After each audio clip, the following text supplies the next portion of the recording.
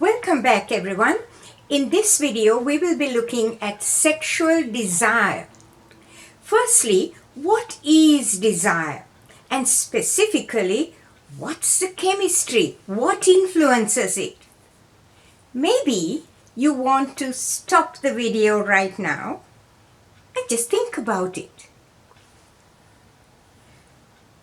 Sexual desire is a feeling of wanting to have something, a wishing that you can have sex. It varies in intensity of the wanting, the yearning, the craving, the coveting. It also varies in the object of your desire sexually. What turns you on? When are you turned on? Let's look at the neurochemistry behind it.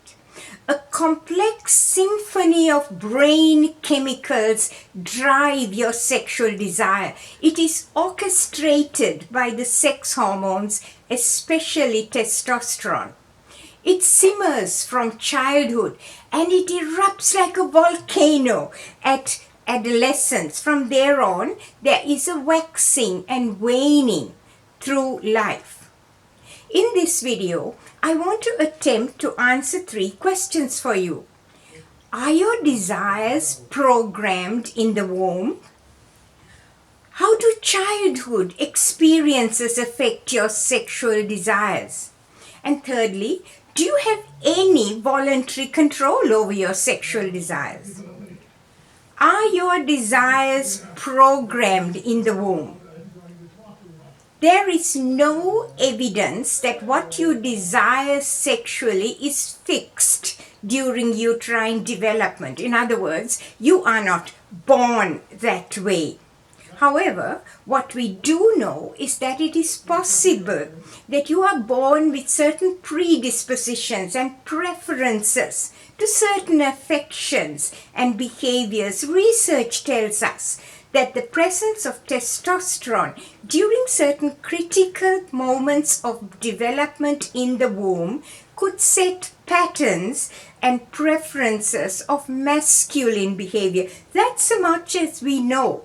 This gets played out depending on the environment in which you grow up. The second question we were thinking about is, how do childhood experiences affect your sexual desires? From the time you are a baby, everything that happens to you feeds into your brain. Your brain is malleable and the circuits get wired depending on what goes into your brain. See, we have stimulatory and inhibitory pathways when it comes to sexual desire, and the thresholds of these are set depending on your experiences when growing up. Now, a lot of these experiences are totally involuntary. Most of us would grow up with good experiences of intimacy and love. Sadly, some of us grow up with not that good experiences. Maybe an early exposure to porn, maybe bad role models when it comes to love and intimacy, and sadly even sexual abuse. I just want you to stop this video and think for yourselves. What influenced you when you were growing up? And if there is something that really upsets you, please take time to find someone to talk to and to help you with this. Now, you may not have had control over the circumstances of growing up, but can you build good patterns of sexual desire?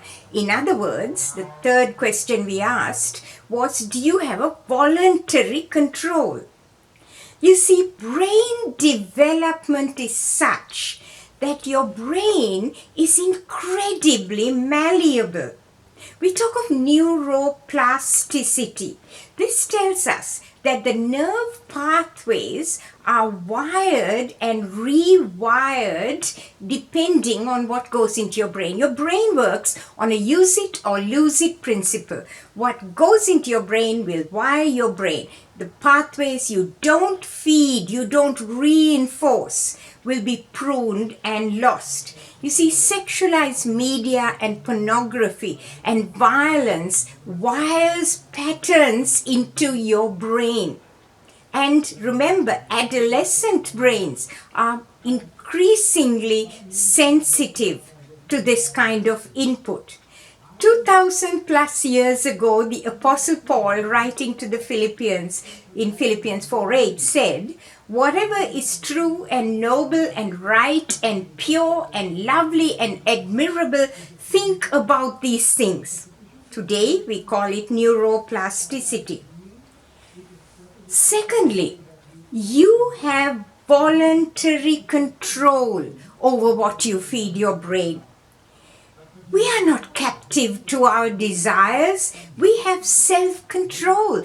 This may not be easy and you may have to develop it, but it can be developed. Think. What are you feeding your brain? What are your children feeding their brains? Do you know? Are you developing your self-control? Are you helping your children develop their self-control? Let me end with a message of hope. Unhealthy desire patterns can be controlled and changed. Such is the power of neuroplasticity. Recovery is possible. We have the capacity to change. Sexual desire is a powerful feeling. Unrestrained, it can lead to sadness and pain. But kindled in the right place of one man, one woman in marriage, it can be incredibly fulfilling.